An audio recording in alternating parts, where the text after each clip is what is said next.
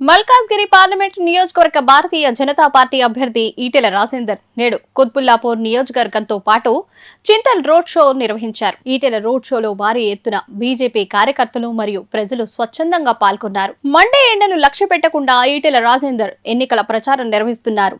Road షోలో ఈటెల రాజేందర్ మాట్లాడుతూ కేంద్రంలో మరోసారి ప్రధానిగా మోడీ ప్రమాణ స్వీకారం చేయడం ఖాయమంటూ ధీమా వ్యక్తం చేశారు. దేశం అభివృద్ధిలో దూసుకుపోవాలి అంటే ఖచ్చితంగా ప్రధానిగా నరేంద్ర మోదీ మళ్లీ ఎన్నిక అవ్వాల్సిందిగా ఈటెల వ్యాఖ్యలు చేశారు. రేవంత్ రెడ్డి పాలనపై ఈటెల తీవ్ర స్థాయిలో విమర్శలు గుప్పించాడు.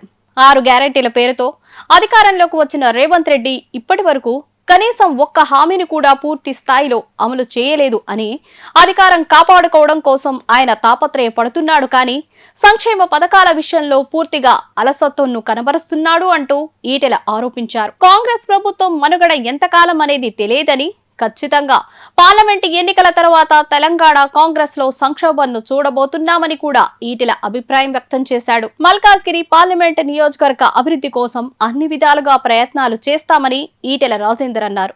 చింతల్ రోడ్ షోలో మాట్లాడుతూ తన గెలుపుపై ధీమాగా ఉన్నాడు.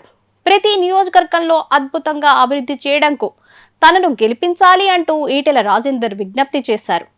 రేవంత్ రెడ్డి సర్కార్పై ఉన్న వ్యతిరేకత నేపథ్యంలో ఈటెల రాజేందర్ తీవ్ర స్థాయిలో విమర్శలు చేశాడు. ఇప్పుడు ఆపరేషన్ లేకుండానే మోకాళ్లకు ప్లాస్మా ట్రీట్మెంట్, మీ ఆర్థోపెడిక్ సమస్యలన్నిటికీ రోబోటిక్ టెక్నాలజీ ద్వారా తక్కువ ఖర్చుతో శాశ్వత పరిష్కారం, ఫ్రీ కన్సల్టేషన్, ప్రతి ట్రీట్మెంట్ పై 20% డిస్కౌంట్. ఈ ఆఫర్ కొద్ది రోజులు మాత్రమే, త్వరపడండి.